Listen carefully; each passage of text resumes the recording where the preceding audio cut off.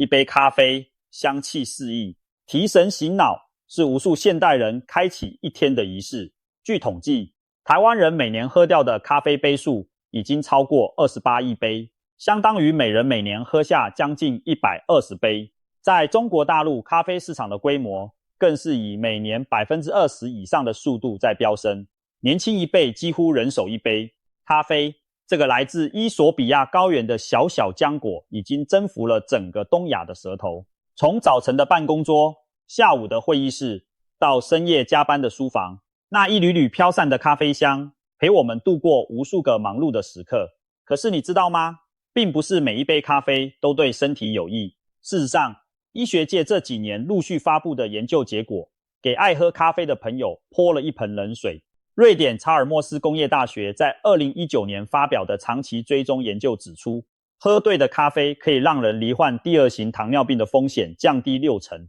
让整体死亡风险下降 15%。但是同一份研究也警告，如果喝错了咖啡，反而会让坏胆固醇飙升，让心血管疾病的风险不降反升。更可怕的是，世界卫生组织旗下的国际癌症研究机构已经把好几种咖啡相关的副产物列入了致癌物的名单。那么到底哪几种咖啡是我们应该避之唯恐不及的呢？今天奶奶就要为大家深度剖析这3种咖啡，无论多么方便，多么便宜，多么香醇，喝下去都是在伤害自己的身体。看完这支影片，请你一定要转发给身边爱喝咖啡的家人朋友，因为这可能会救他们一命。第一种，最普及、最便宜也最危险的，就是大名鼎鼎的3合1即溶咖啡。很多人觉得3合1咖啡又便宜又方便又香甜，撕开一包冲泡热水，30秒内就能喝到一杯带着奶香的咖啡。台湾的便利商店、超市、办公室抽屉几乎随处可见，一包大概只要新台币5到10元，相比现磨咖啡动辄上百元，简直是上班族的救星。在中国大陆、马来西亚、越南、印尼等地，3合1咖啡更是占据了即溶咖啡市场的绝对主流。我们的父母辈、祖父母辈，很多人一辈子都是靠着这小小一包热水冲泡的咖啡撑过漫长的工作生涯。可是这份方便和便宜的背后藏着什么样的健康代价？让我们先来拆解一包3合1咖啡的成分表。打开包装看仔细，你会发现上面写着咖啡粉、糖、奶精，看起来很单纯，但问题就出在那个叫做奶精的东西，它根本就不是奶。奶精的正式名称叫做植脂末，它的真正成分是氢化植物油、葡萄糖浆、酪蛋白、乳化剂、香料含食用色素的混合体。所谓的氢化植物油，就是把原本液态的植物油透过高温高压的工艺，强行往油脂分子里灌氢气，让它变成像猪油一样的半固态。这项技术其实有100多年的历史，最早是德国化学家威廉诺曼在1901年发明的。当初的目的是为了找到动物油脂的廉价替代品。后来美国的食品大厂把这个技术发扬光大，创造出人造奶油，赚取了惊人的利润。为什么要这样做？因为这样的油脂保存期限长，运送方便，不容易坏。最重要的是，成本只有真正鲜奶的1/10。1公斤奶精的造价只要几十块，但卖到饮料厂却能换来10倍以上的利润。整个食品工业就是在这样的利润驱动下，把假牛奶塞进了我们每个人的杯子里。但是这个过程中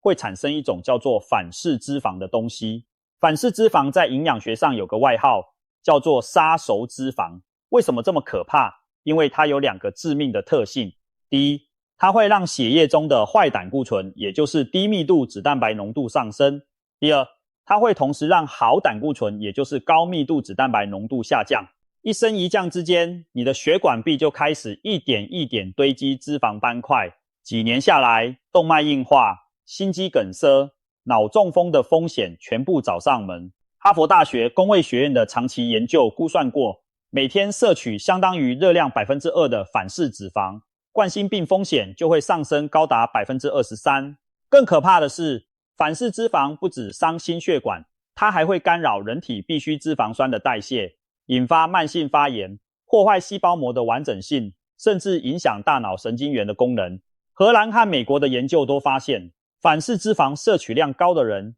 得到阿兹海默症的风险明显增加。换句话说，你今天图一时方便喝下的3合1，可能在20-30年后化成失智症的种子，悄悄在你的大脑里发芽。世界卫生组织早在好几年前就呼吁全球淘汰人工反式脂肪，并提出了到2023年全面消除工业反式脂肪的全球行动目标。台湾的食药署也在2018年7月起明令禁止食品中使用含有人工反式脂肪的不完全氢化油。听起来好像很安全，别急，这里有个大陷阱。法规规定，每100公克食品中反式脂肪含量低于 0.3 公克的，可以在包装上标示为0。也就是说，你买到的3合1咖啡包装上印着反式脂肪0，并不代表它真的没有，而是含量在法规允许的范围内。长期每天累积饮用，摄取量还是相当可观。一个每天喝2包3合1的人，1年下来累积摄取的隐藏反式脂肪，可能就足以让他的血管年龄提早10年老化。而且3合1的另一个问题是糖，一份100公克的3合1咖啡，可能就有70公克以上的碳水化合物，几乎全部来自糖和奶精。换句话说，你以为自己只是喝了一杯咖啡，实际上你喝下去的是1大匙糖加1大匙油，糖油混合物，肥胖的凶手就是它。血糖快速飙升又快速下降，下午2-3点你又昏昏欲睡，心情烦躁，再来一杯3合1，恶性循环就此展开。科学家发现，糖、油、咖啡因这3者的组合会强烈刺激大脑的奖赏系统，分泌大量多巴胺，产生跟某些成瘾物质类似的快感。这也是为什么很多人喝3合1，一喝就上瘾，戒都戒不掉。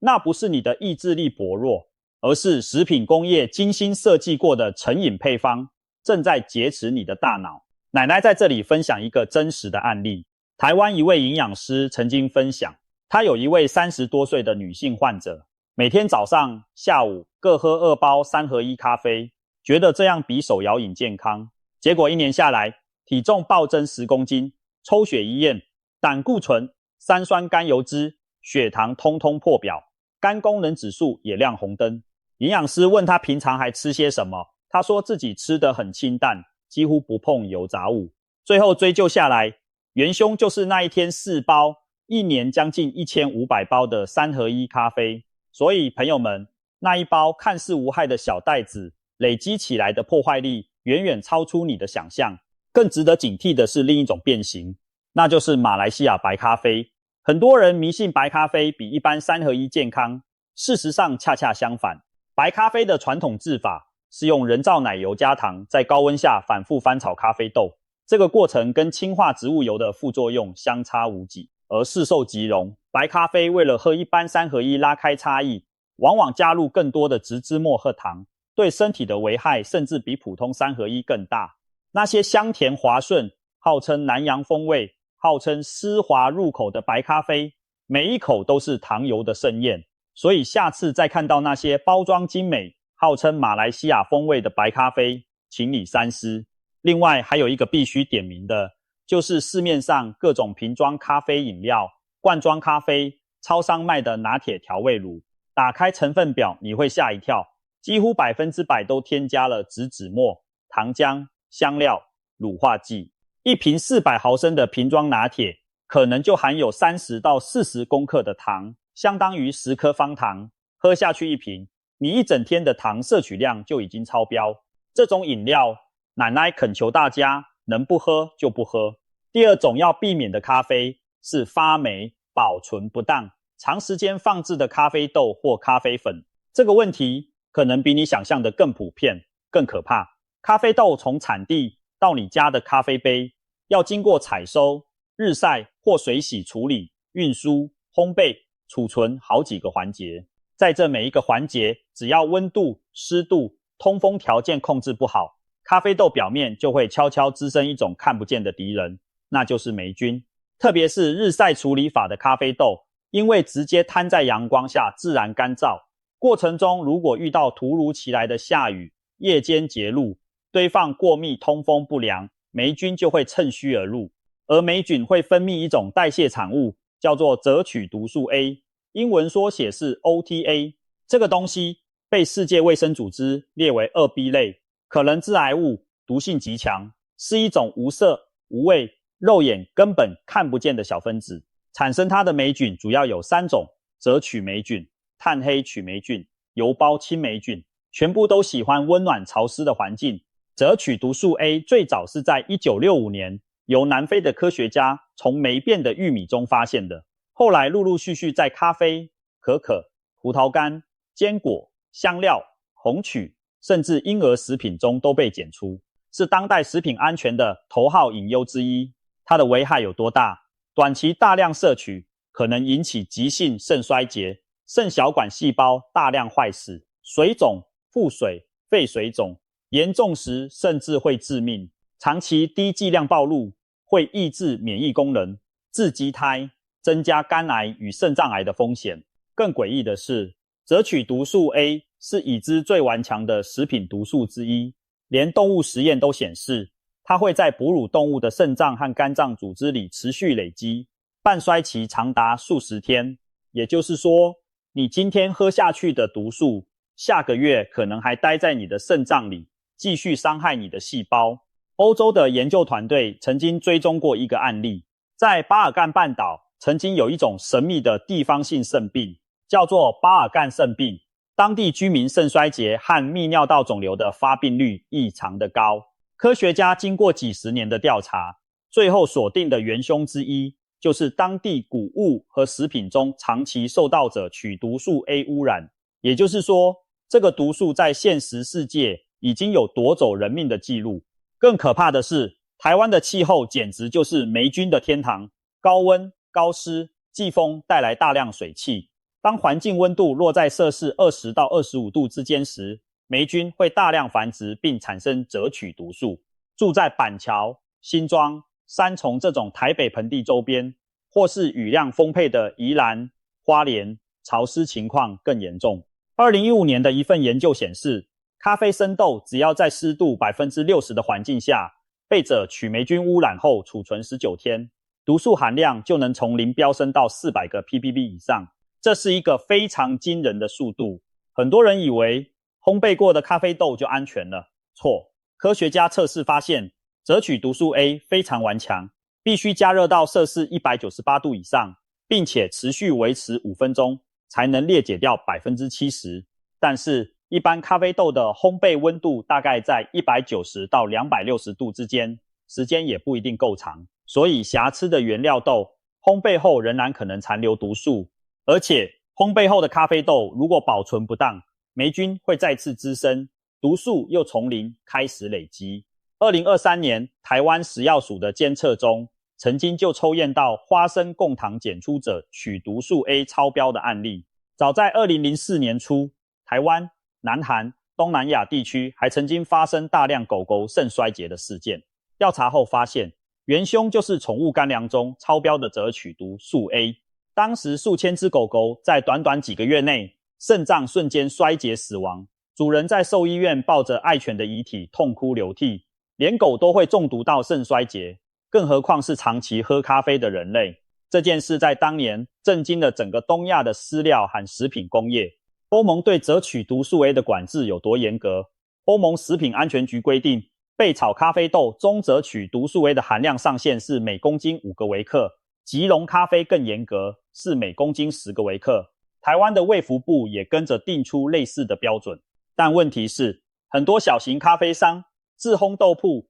进口商根本没有经过严格检验，你买到手的豆子里到底有多少毒素是个未知数。那么我们该怎么避免喝到含赭曲毒素的咖啡？这里奶奶有几个重点提醒。第一，买咖啡豆的时候选择来源清楚、有信誉的品牌，避免不明来历的廉价豆，特别是那种来源不清的散装豆和大包装廉价豆。第二，咖啡豆开封后最好在3到6个月内喝完，咖啡粉则要在3到4周内用完。咖啡豆研磨成粉后，表面积暴增上百倍，氧化和受潮的速度也跟着飙升。第三，保存咖啡豆千万不要冷藏，很多人以为放冰箱可以延长保鲜，其实大错特错。冰箱里温度低，湿度高，每次拿出来，咖啡豆都会结入水汽，反而加速霉菌生长。正确的方法是放在密封的铝箔袋里，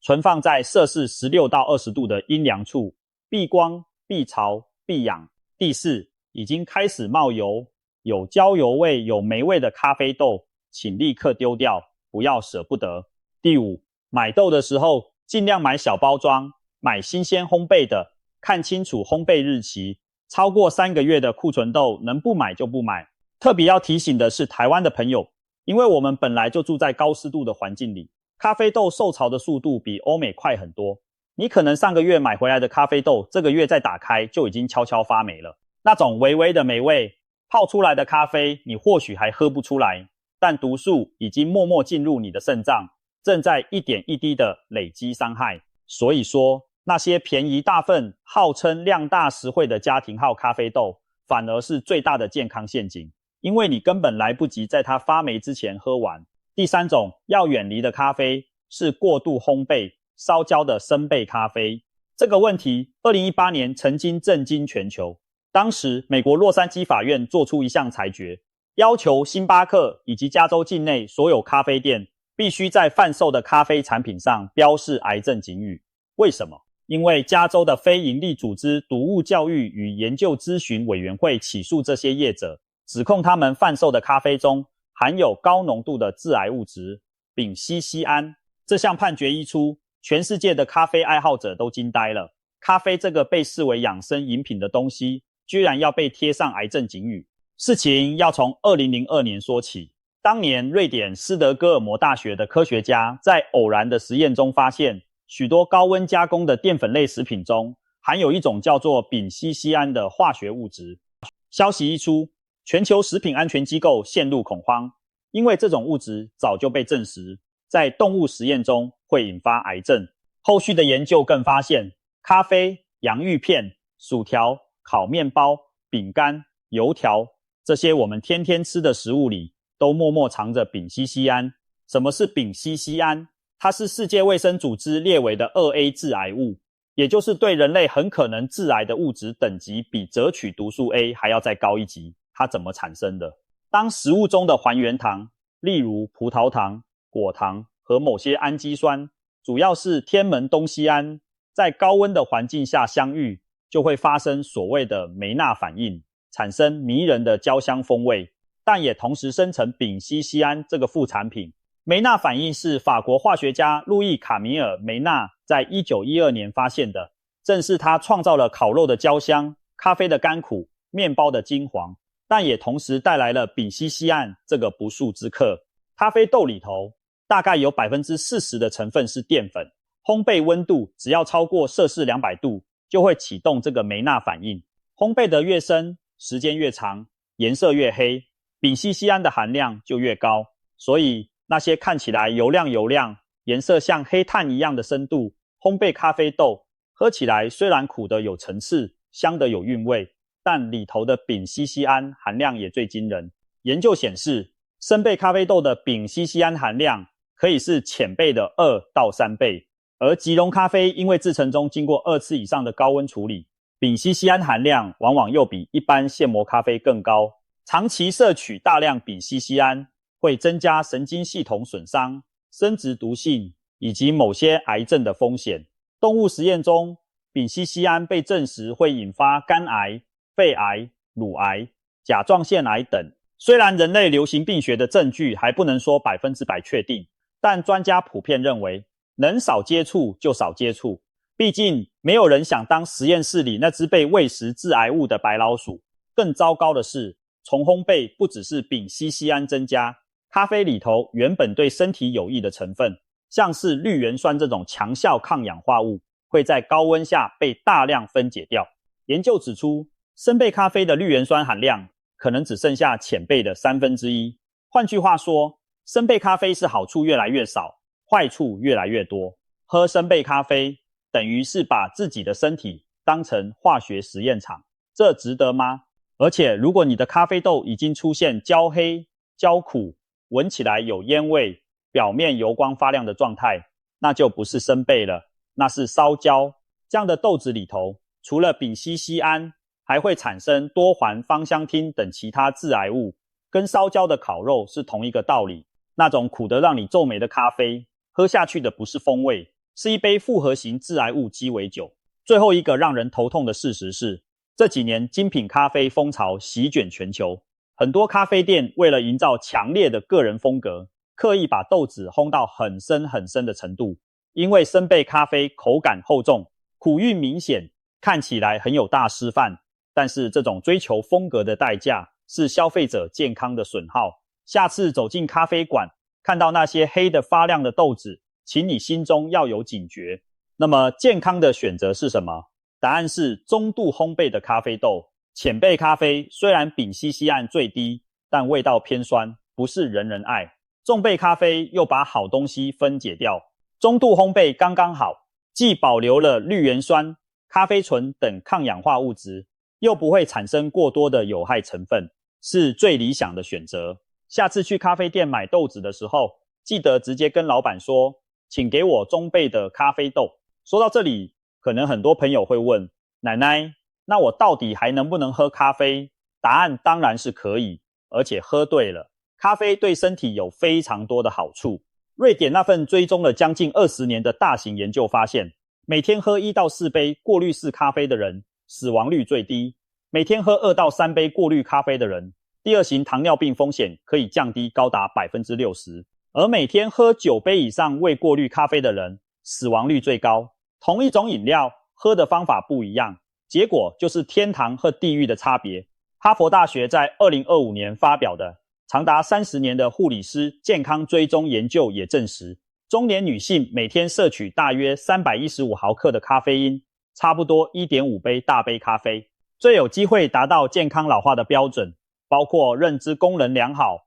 心血管健康、身心状况稳定。研究团队还发现，咖啡因可能透过抗发炎、保护神经元、调节代谢的多重机制，帮助我们对抗老化。除此之外，咖啡还被证实可以降低帕金森氏症的发病率。动物实验显示，咖啡因可以保护黑质区的多巴胺神经元。多项世代研究也指出，每天喝4杯以上的人，大肠直肠癌的风险可以降低20%左右。而咖啡中的绿原酸更是强效的抗氧化剂、抗发炎物质，对全身的细胞都有保护作用。所以重点不是要不要喝咖啡，而是要喝对的咖啡。奶奶在这里帮大家总结几个健康喝咖啡的黄金原则。第一，尽量选择手冲、滤挂、美式这类用滤纸过滤的方式。为什么？因为咖啡里有一种叫做二萜的分子，包括咖啡醇和咖啡豆醇，会增加肝脏对胆固醇的代谢负担，提高血中胆固醇浓度。瑞典的研究证实，过滤咖啡时，滤纸可以拦截掉大部分的二萜，让咖啡对心血管的伤害降到最低。那种没有过滤的法式绿压壶咖啡、土耳其咖啡、意式浓缩咖啡，每天喝超过5杯，心血管疾病风险就会明显上升。从男性的数据来看，过滤咖啡可以让心血管死亡风险降低 12%， 女性更是降低高达 20%。 第二，咖啡尽量喝原味黑咖啡，如果一定要调味，请用低脂鲜奶或脱脂鲜奶代替奶精，用代糖或少许蜂蜜代替白砂糖。鲜奶不但没有反式脂肪，还能补充蛋白质和钙质，一举两得。如果你乳糖不耐，可以选择无糖豆浆、无糖燕麦奶、无糖杏仁奶这类植物奶，效果一样好。第三，每天喝的量控制在3到4杯之内，每杯大约240毫升，超过5杯，咖啡因过量反而会引发焦虑、失眠、心悸、骨质流失等副作用。而且每个人对咖啡因的代谢速度不一样，这是由肝脏里一个叫做 CYP2A2 的基因决定的。代谢快的人一天喝4杯没问题，代谢慢的人一天2杯就可能心悸头痛。听听自己身体的声音，比看任何研究都重要。第四，喝咖啡的时间很重要，不要空腹喝，会刺激胃酸分泌伤胃，也不要在下午3点以后喝，因为咖啡因的半衰期大概是5到6小时，太晚喝会影响睡眠。最理想的时间是早餐后到下午2点之前。第五，下面这些人请尽量少喝甚至不喝咖啡。发育中的儿童、怀孕和哺乳的妇女、有胃溃疡或胃食道逆流的人、有严重心律不整的人、骨质疏松的高风险族群，以及对咖啡因特别敏感的人。另外，正在服用某些药物的朋友也要特别小心，咖啡因可能会跟降血压药、抗忧郁药、甲状腺药物、抗凝血剂等产生交互作用，轻则药效打折，重则引发危险副作用。建议有在服药的朋友，最好和你的医师或药师确认过后再喝咖啡。朋友们，咖啡本身不是坏东西，它是大自然送给人类的礼物。问题从来不在咖啡，而在我们选择喝什么样的咖啡，怎么喝，喝多少。一杯品质好的、新鲜的、烘焙得宜的、用过滤法冲煮的黑咖啡，是抗氧化、护心、护脑、降糖的好帮手。但是一包反式脂肪满满的3合1，一勺发霉的咖啡粉，一杯烧焦的生焙咖啡，都是慢性自杀的开始。奶奶想再次强调，这3种咖啡请你务必记在心里。3合1即溶咖啡伤的是你的心脏和血管，是肥胖和失智的隐形推手。发霉的咖啡豆、咖啡粉伤的是你的肾脏和肝脏，是癌症的长期种子。过度烘焙烧焦的生焙咖啡含有的丙烯酰胺是世界卫生组织认证的可能致癌物。这3类咖啡便宜、方便、流行，正是因为它们无所不在，才更需要我们提高警觉，主动避开。最后，奶奶想跟大家说，我们这一代人年纪越来越大，身体越来越脆弱，每一个喝下去的东西都会在身体里留下痕迹。年轻的时候你不在意，觉得自己铁打的，但等到50、60岁，当血压、血糖、胆固醇、肾功能、肝功能的数字一个一个亮红灯的时候，你才会后悔。当年那些贪图方便的选择，原来都是要还的。从今天开始，把家里那盒积灰尘的3合1咖啡丢掉吧，把那包放了半年的咖啡粉检查一下有没有发霉，把那罐黑得发亮的生焙豆换成中焙的吧，换一个小小的咖啡滤杯，买一包新鲜的中焙豆，煮一杯纯粹的黑咖啡，每一口都是对身体的疼惜。健康从来不是大手笔的养生品堆出来的，健康是无数个日常小选择累积出来的。